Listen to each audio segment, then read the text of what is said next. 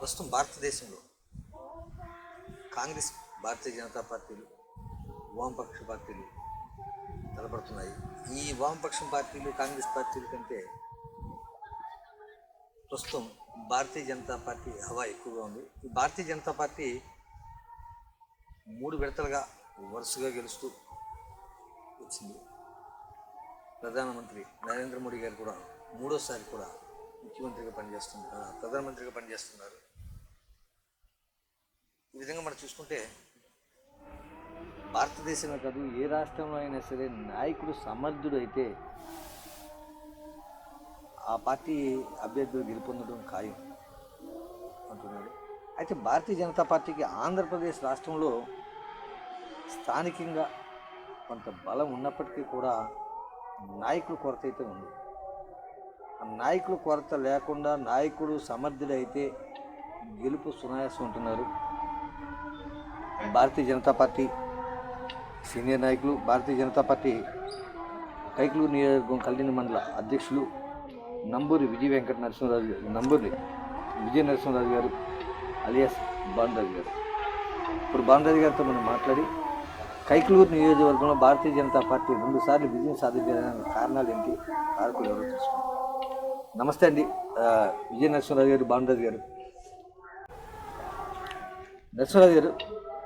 భానురాజు గారు, కైకలూరు నియోజకవర్గంలో 2014లో అవ్వచ్చు, మొన్న జరిగిన ఎన్నికల్లో అవ్వచ్చు, భారతీయ జనతా పార్టీ విజయం సాధించడానికి గల కారణాలు ఏంటి, కారకులు ఎవరంటారు?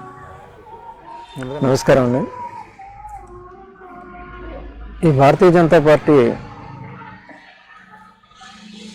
మన యొక్క భారతదేశం యొక్క సార్వభౌమాధికారాన్ని నిలబెట్టడం కోసం చేసే అత్యున్నతమైన ఆలోచనలు ఉన్న పార్టీ అండి. ఇది సమాజం అర్థం చేసుకోవడానికి చాలా సంవత్సరాలు పట్టింది. ఎందుకంటే మంచిని అవగాహన చేసుకోవాలంటే చాలా సమయం పడుతుంది. అందులో భాగంగానే జరుగుతూ వచ్చింది. ఈ విషయాన్ని మనకి ఉత్తరాదిన వచ్చేటప్పటికి చాలా తొందరగా అవగాహన చేసుకున్నారు. ఇటు దక్షిణాది రాష్ట్రాలకు వచ్చేటప్పటికి కొంచెం ప్రచార లోపం, అదేవిధంగా నాయకత్వాలు బలంగా లేకపోవడం ప్రధాన కారణాలు. అయినప్పటికీ కూడా 2014లో ఇక్కడ మనకి భారతీయ జనతా పార్టీకి టికెట్ ఇవ్వడం జరిగిందండి. అందులో భాగంగా మంచి మెజార్టీతో కామినేని శ్రీనివాస్ గారు గెలుచున్నారు. తర్వాత మినిస్ట్రీ కూడా వచ్చింది. మరియు పార్టీ బలంతో పాటుగా శ్రీనివాస్ గారు కూడా వ్యక్తిగతంగా ఇక్కడ చాలా బలం ఉంది. దానికి తోడు భారతీయ జనతా పార్టీ యొక్క ఆదర్శం, వాళ్ళ యొక్క ఆశయాలు కూడా నచ్చి గెలిపించడం జరిగింది. అప్పుడు కూటమి ప్రభుత్వం కూడా కలిసి పనిచేసింది కాబట్టి సునాయాసమైంది. తర్వాత వచ్చేటప్పటికి 3 పార్టీలు చేసేటప్పటికి భారతీయ జనతా పార్టీకి సరైన నాయకత్వం లేక వెనకబడిపోయిందండి. మళ్ళీ మొన్న కూటమి ప్రభుత్వంలో మళ్ళీ తిరిగి కామినేని శ్రీనివాస్ గారికి ఇవ్వడం జరిగింది. దాంట్లో భాగంగా ఈ భారతీయ జనతా పార్టీ ఈరోజు గతంలో కంటే చాలా బాగా పుంజుకుందండి, వేగం పుంజుకుంది. కారణం ఏంటంటే నరేంద్ర మోడీ గారు ఏ విధంగా గత దశాబ్దంగా ఏ విధంగా ప్రైమ్ మినిస్టర్ చేశారో, తర్వాత మళ్ళీ ఆయన యొక్క అవగాహన ఏంటి, ఆయన యొక్క భారతదేశం చేసిన ఉన్నతి ఏంటి అని చూసినట్లయితే భారతదేశం గతంలో కంటే కూడా ప్రపంచవ్యాప్తంగా చాలా వ్యాపకమైంది. ఏ దేశంలో చూసినప్పటికీ కూడా నరేంద్ర మోడీ గారు భారతదేశ ప్రధానిగా చాలా విస్తృతంగా ప్రచారంలో జరుగుతోంది. అంత గౌరవిస్తున్నారు. ఈరోజు అన్నీ కూడా భారతదేశాన్ని ఉన్న బీజేపీ పార్టీ యొక్క ప్రస్తుత అధినేత అయిన నరేంద్ర మోడీ గారు కోసం ప్రతి వాళ్ళు కూడా స్నేహానికి అరువు చేస్తున్నారు. కారణం ఏంటంటే ఆయన యొక్క నిబద్ధత, ఆయన యొక్క భారతదేశాన్ని ముందుకు తీసుకెళ్ళిన తీరు, అభివృద్ధి చూసినట్లయితే 2 కనిపిస్తున్నాయి. ఈ అభివృద్ధి ప్రతి వాళ్ళకి అవసరం కాబట్టి ఈయన యొక్క స్నేహాన్ని కోరుకుంటున్నారు. అందులో భాగంగానే చాలామంది విపక్షాలు కూడా మాట్లాడుతున్నాయి వాళ్ళ ఇష్టానుసారం. కాంగ్రెస్ పార్టీ కావచ్చు, వేరే పార్టీలు.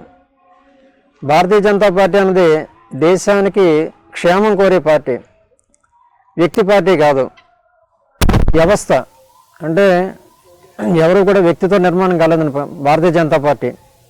ఇవాళ మోడీ గారు వచ్చారు, అంతకుముందు ఎల్కే అద్వానీ గారు ఉన్నారు, అంతకుముందు వాజ్పేయి గారు ఉన్నారు. ఇలాగ మారుతూ వచ్చిందే తప్ప వ్యక్తితోటిగా చేసిన పార్టీ కాదు. ఆ విధంగా ఇవాళ ఇంత విస్తృతంగా ప్రచారం కావడానికి ఏంటంటే వాళ్ళ యొక్క చేసిన సేవ, వాళ్ళ యొక్క చేసిన సేవాభావం అండి. కారణం ఏంటంటే గారు ప్రధానంగా మనం చూసుకుంటే కైకలూరు నియోజకవర్గంలో 2014లో అవ్వచ్చు, మొన్న జరిగిన ఎన్నికల్లో అవ్వచ్చు, భారతీయ జనతా పార్టీ గెలుపొందడానికి కారణం ఏంటి, కారకులు ఎవరు? అప్పట్లో అయితే కూటమి ప్రభుత్వంతో పాటుగా భారతీయ తెలుగుదేశం కానివ్వండి, ఆయన హవా ఎక్కువ ఉంది. 2014లో అయితే ఆ రోజు భారతీయ జనతా పార్టీ కొంచెం తక్కువగానే ఉందండి. కానీ ఇప్పుడైతే చాలా పుంజుకుంది భారతీయ జనతా పార్టీ. ఎందుకనంటే నరేంద్ర మోడీ గారు చేసిన పథకాలు అయితే ఈరోజు విస్తృతంగా ప్రచారంలోకి వచ్చినాయి. సమాజంలో ప్రతిదీ కూడా తెలుసుకున్నారు. ఏదైతే ఆయన పథకాలు ప్రవేశపెట్టారో ఆ పథకాలన్నీ కూడా ఆయుష్మాన్ భవ్ కానీ, లేదు గ్యాస్ కానివ్వండి, అదేవిధంగా ఉజ్వల, ఇలా ఒక సుమారుగా 16 పథకాలు ఉన్నాయి. ఇవన్నీ కూడా ఎంతో శ్రేయోదాయకం. అంటే ఆర్థిక ప్రగతి పెరగాలి అంటే కనుక వాళ్ళందరికీ ఆర్థిక చేయూతనిస్తూ, అదేవిధంగా భారతీయ జనతా పార్టీ ఇక్కడ ప్రధానంగా గెలవడానికి కూటమి ప్రభుత్వంతో పాటుగా భారతీయ జనతా పార్టీ కూడా ప్రత్యక్షంగా కాకపోయినా ఓటర్లు అయితే ఉన్నారు. నాయకులు అయితే లేనప్పటికీ కూడా భారతీయ జనతా పార్టీకి ఓటర్లు అయితే ఉన్నారు. ఆ విధంగా కామినేని శ్రీనివాస్ గారి యొక్క బలం, కూటమి బలంతో పాటుగా భారతీయ జనతా పార్టీ బలం కూడా తోడయి విజయం చేకూర్చడం జరిగింది. ఇప్పుడు మరింత హవా పుంజుకుని ఈ 2024 ఎన్నికల్లో మరింత మెజార్టీతోటి కామినేని శ్రీనివాస్ గారికి వెళ్ళడం జరిగింది. గతంలో కంటే విపరీతంగా బాగా ఎక్కువ మెజార్టీ వచ్చింది. దానికి కారణం ఏంటంటే కూటమి బలం లేదు అని చెప్పను, కానీ భారతీయ జనతా పార్టీ బాగా పుంజుకుని అంత మెజార్టీ రావడానికి అవకాశం ఉంది. దీంట్లో వేరే కారణం కూడా ఏంటంటే జగన్ ప్రభుత్వం ఏదైతే చేస్తుందో ఆ ప్రభుత్వం మీద వ్యతిరేకత కూడా చాలా ఉంది. ఆ కారణంగా ఇలా పార్టీ అభ్యర్థి మంచి అభ్యర్థి, పార్టీ బలం, ఈ రెండాటికి సానుకూలంగా, ఈ రెండు బాగున్నప్పుడు రెండో వాళ్ళ మీద వ్యతిరేకత, ఈ 3 అంశాలు కలిసి భారతీయ జనతా పార్టీ గెలవడానికి సోపానాలు అయినాయి ఇక్కడ ఈ నియోజకవర్గంలో. రాజుగారు, కాంగ్రెస్ పార్టీ అవ్వచ్చు, వామపక్ష పార్టీలు అవ్వచ్చు, మీ భారతీయ జనతా పార్టీ అనగానే ఒక మతతత్వ పార్టీ అంటూ ఓ ముద్ర వేస్తున్నారు. అది వాస్తవం అంటారా? ఇది తీసుకొచ్చింది కాంగ్రెస్ పార్టీ అండి. సెక్యులరిజం అనే పదం పెట్టారు, అంతకుముందు లేదు. ఈ పదం పెట్టింది పూర్తిగా కాంగ్రెస్ పార్టీ. కాంగ్రెస్ పార్టీ పెట్టిందే ఈరోజు ఇది మతం కాదండి, జాతీయవాదం అంటారు. బీజేపీ సిద్ధాంతాన్ని జాతీయవాదం, మతం కాదు. ఇది సనాతనమైంది. జాతీయవాదానికి వాళ్ళకి మతానికి తేడా తెలియకుండా మాట్లాడుతున్నారు. సంస్కృతిని కాపాడుకోవటం అన్నది దేశం యొక్క అవసరం, దేశం అవసరం. అమెరికా వెళితే అమెరికా సంస్కృతి కాపాడుకోవాలి, భారతదేశం వస్తే భారతదేశం సంస్కృతి కాపాడుకోవాలి. ఆ సంస్కృతిని కాపాడుకోవడం నువ్వు మతం అని మూఢం మాట్లాడితే నీకు విచక్షణ లేదు, అవగాహన లేదే తప్ప ఇది ఐక్యత అనే భావంతో ఉంటుంది తప్ప హైందవ మన భారతదేశం యొక్క సంస్కృతిని కాపాడుకోవటం, సంస్కృతిని మతంతో ముడిపెట్టకూడదు. మతం వేరు, సంస్కృతి వేరు. భారతీయ జనతా పార్టీ సంస్కృతి మీద ఆధారపడడం తప్ప మతం మీద కాదు, కులం మీద కాదు. ఇది పూర్తిగా దేశ సమగ్రత, దేశ సంస్కృతి ఈ రెండు కాపాడుకునే పార్టీ. రాజుగారు, మీ వరకు చూసుకుంటే గతంలో కాంగ్రెస్ పార్టీలో ఉన్నారు, తర్వాత భారతీయ జనతా పార్టీలోకి వచ్చారు. అంటే ఈ రెండు పార్టీలు కూడా భిన్న ధ్రువాలు. అసలు ఈ కాంగ్రెస్ పార్టీలో ఉంటూ మళ్ళీ భారతీయ జనతా పార్టీలోకి రావడానికి, మీరు భారతీయ జనతా పార్టీలోకి రావడానికి కారణాలు ఏంటి, కారకులు ఎవరు? కాంగ్రెస్ పార్టీ మీద ప్రేమతోటి దాంతో కొనసాగడం జరిగింది. కాంగ్రెస్ తర్వాత ప్రేమ వేరు, అది దేశ భవిష్యత్తును దృష్టిలో పెట్టుకుని చేసి రాజకీయం చేయాలి తప్పండి, స్వార్థ రాజకీయాలు చేయకూడదు. దాంట్లో భాగంగానే మీరు చూసినట్లయితే కాంగ్రెస్ పార్టీలో చేసిన కుంభకోణాలు చాలా విపరీతం. దాంతోపాటుగా ఈ ఆంధ్ర విభజన గురించి, మన రాష్ట్ర విభజన గురించి చూసినట్లయితే చాలా చాలా అన్యాయం చేశారండి. కాంగ్రెస్ పార్టీ చాలా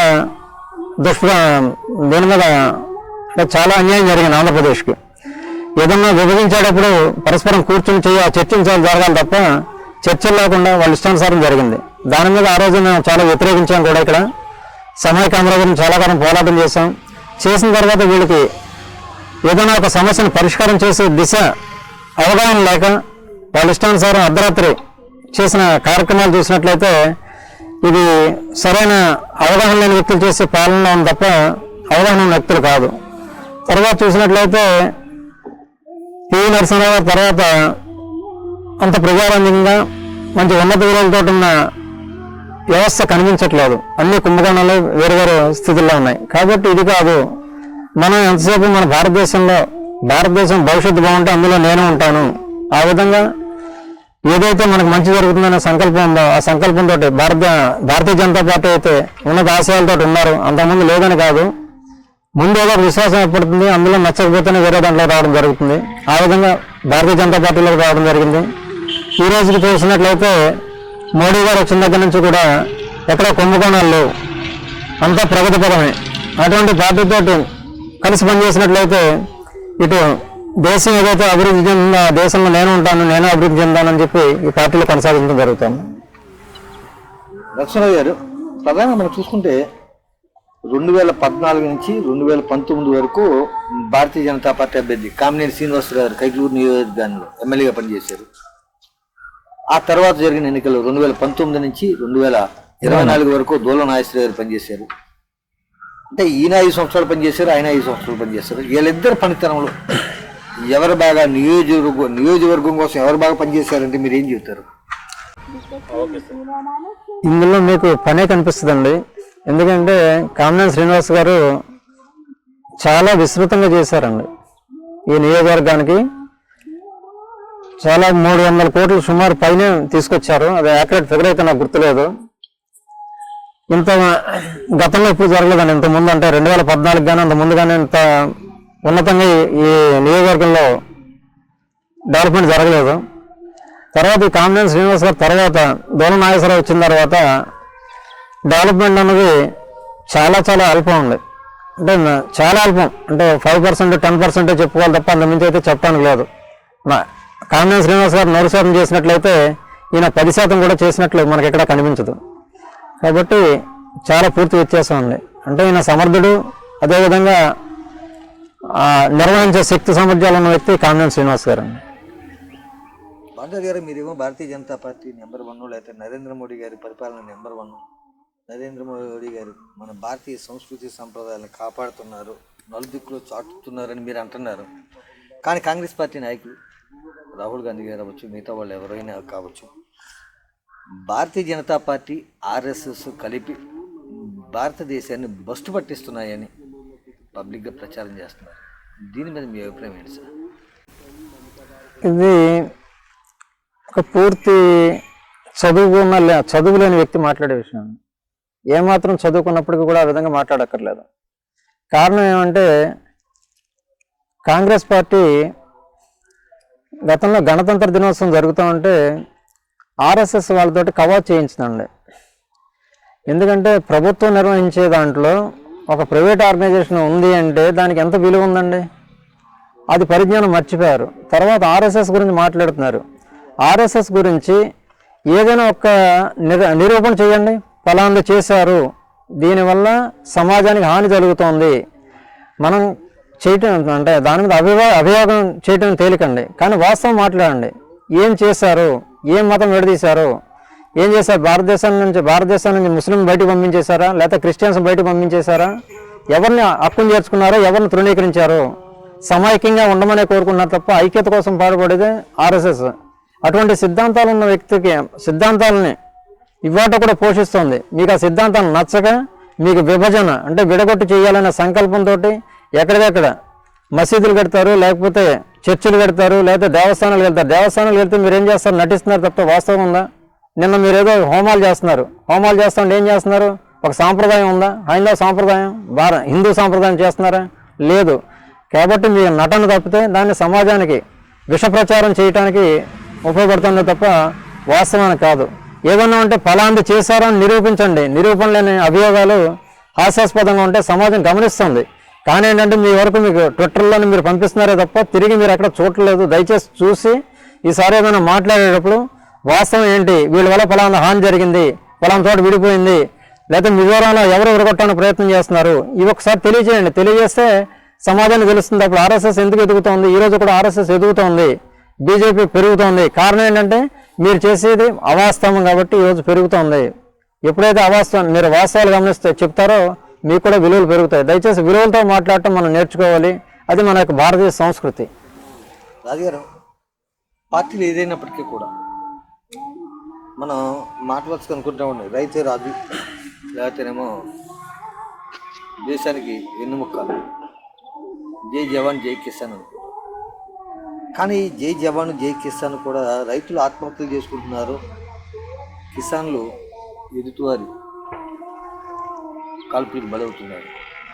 అటు జవాన్ల యొక్క మృతి చెందిన జవాన్ల యొక్క కుటుంబాలకు కానీ, లేకపోతే ఇటు ఆత్మహత్య చేసుకున్న రైతు కిసాన్ యొక్క కుటుంబాలకు కానీ ప్రభుత్వాలు పట్టించుకోవట్లేదు. అసలు దీన్ని మనం ఎలా చూడాలంటారు? అంటే పార్టీ ఏదైనప్పటికీ కూడా, అది భారతీయ జనతా పార్టీ అవ్వచ్చు, కాంగ్రెస్ పార్టీ అవ్వచ్చు, పేరుకే జై జవాన్ జై కిసాన్. కానీ ఏ పార్టీలు కూడా జవాన్ని పట్టించుకుంటలేదు, కిసాన్ని పట్టించుకుంటలేదు. కారణాలు ఏంటంటారు? ఇది అంటే రైతు అనేటప్పటికీ యూనియన్ ఉండవు, పోరాటం చేసేది కాదండి. తన పని తను చేసుకుంటూ పోతాడు. ప్రకృతితో కలిసి పనిచేసేవాడు రైతు. అదేవిధంగా సైనికుడు ఉన్నాడంటే అతను వాతావరణంతో సంబంధం లేకుండా దేశ రక్షణలో భాగంగా అతని కర్తవ్యం అతను నిర్వర్తిస్తున్నాడు.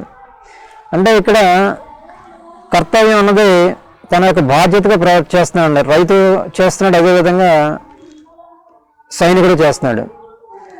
కానీ మనం చూసినట్లయితే ఇప్పుడు ప్రజెంట్ చూసినట్లయితే భారతదేశం ఇవాళ ఆర్థికంగా వెనకబడిపోకుండా స్థిరంగా మిగతా దేశాలన్నీ కూడా ఆర్థికంగా దెబ్బతిన్నాయి. భారతదేశం ఆర్థికంగా దెబ్బతినకుండా ఉంది. కారణం అంటే ప్రధానంగా మన దేశం వ్యవసాయ ఆర్థిక దేశం కాబట్టి, వ్యవసాయం మీద ఆధారపడే దేశం కాబట్టి ఆర్థిక పరిస్థితి డోలమాయనం లేదు.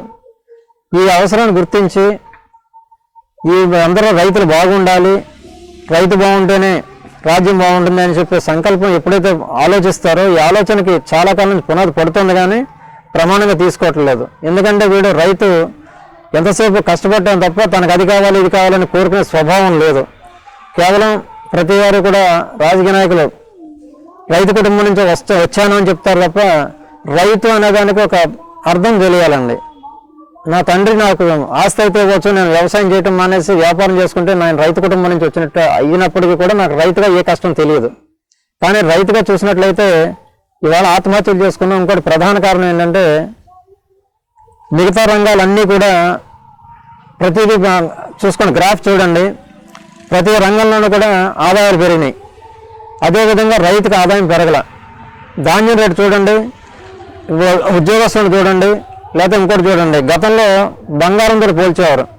5 బస్తాలు బంగారం ధాన్యం అమ్మితే ఒక తులం ఒక కాసు బంగారం వచ్చేది. ఈరోజు 5 బస్తాలు ధాన్యం అమ్మితే అరకాసు కూడా బంగారం రావట్లేదు. అంటే ఆ రోజు ధాన్యానికి అంత విలువ, బంగారానికి ఈ విధంగా ఉంది. అంటే ఒక గ్రాఫ్ చూడండి, లేదు పెట్రోల్ తోటి కంపేర్ చేయండి, లేదు నిత్యావసర వస్తువులతో చూడండి, ప్రతిదీ కూడా పెరిగినాయి. కేవలం ధాన్యానికి మాత్రమే పెరగలేదు.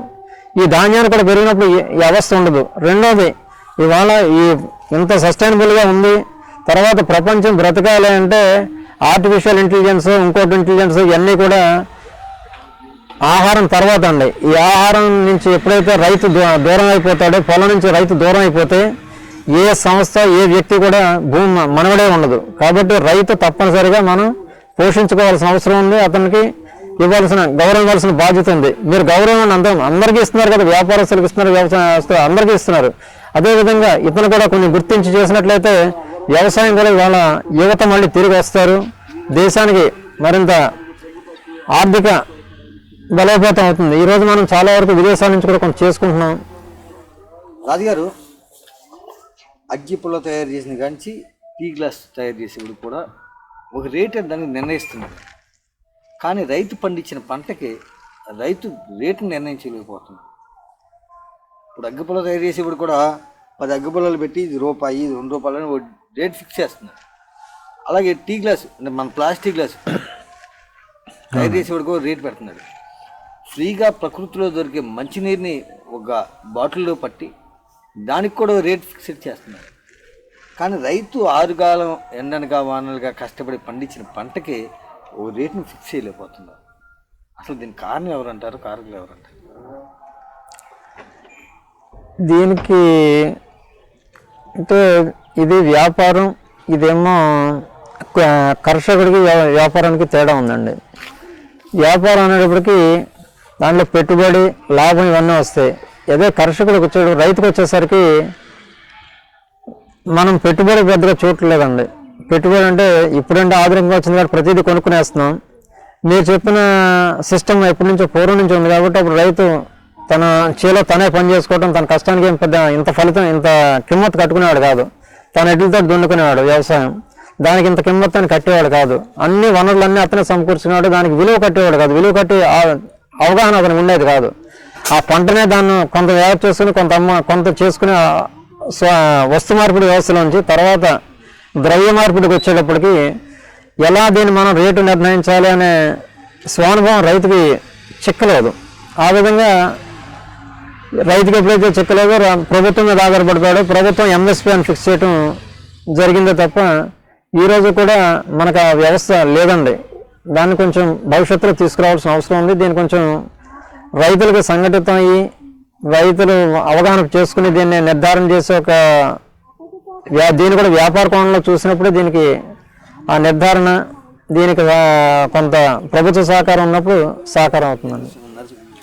నరసింహరాజు గారు, బాలరాజు గారు,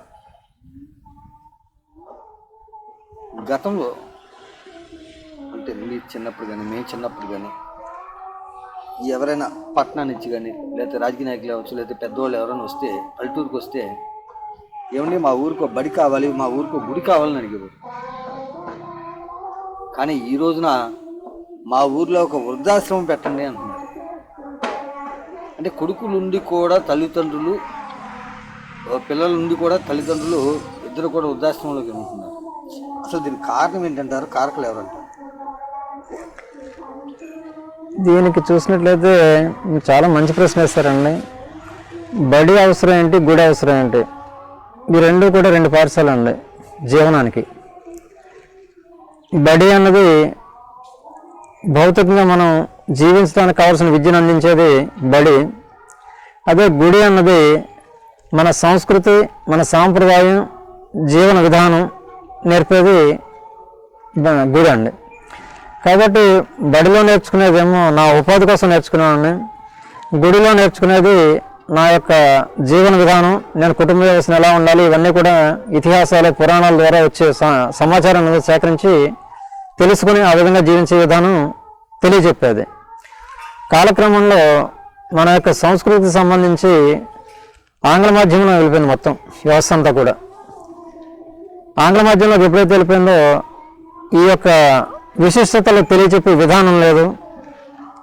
రెండోది, ఈ ప్రభుత్వ పాఠశాలలో ఈ సెక్యులరిజం పేరు వచ్చిన తర్వాత మన సంస్కృతి గురించి, భారతదేశంలోనే మన సంస్కృతి గురించి తెలియజెప్పే విధానం కొరబడింది.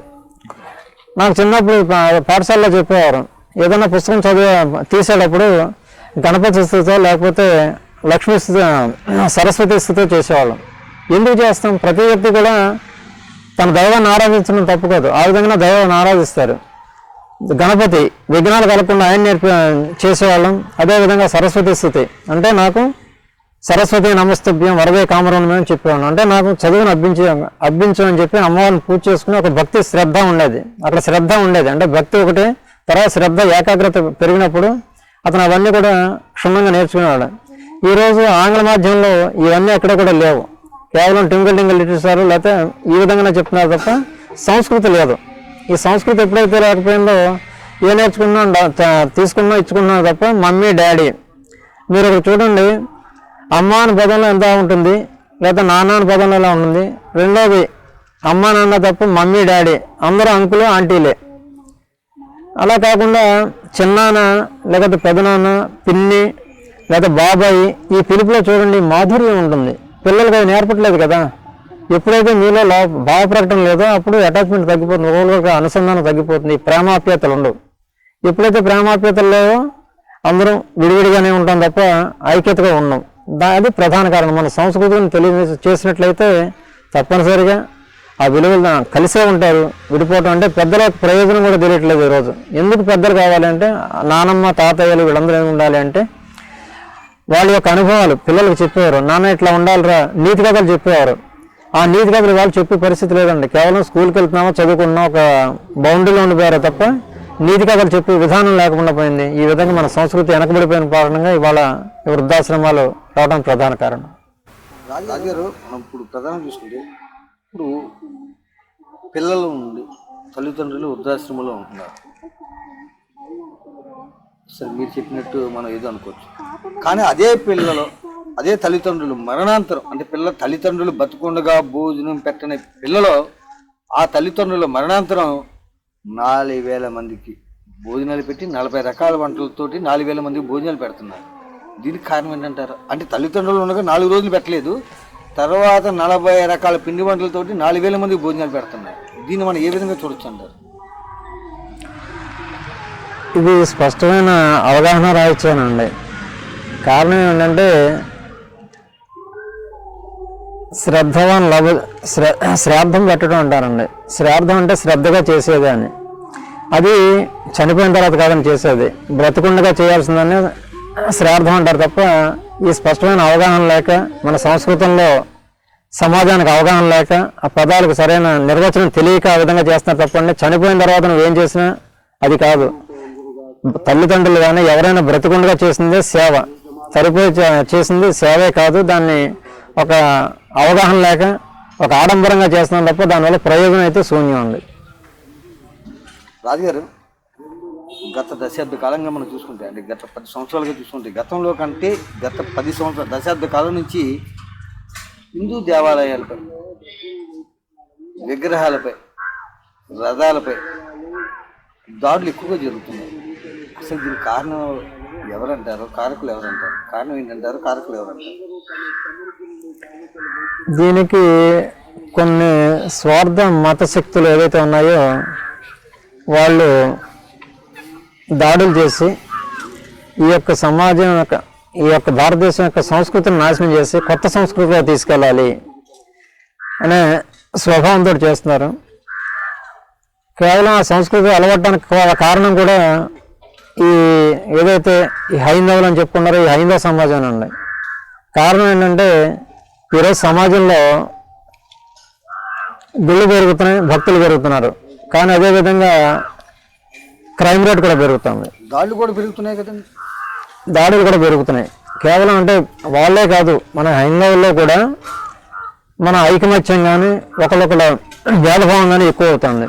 దీనికి కారణం ఏంటంటే గుడి నుంచి నేర్చుకునేది మనమేమీ లేదు.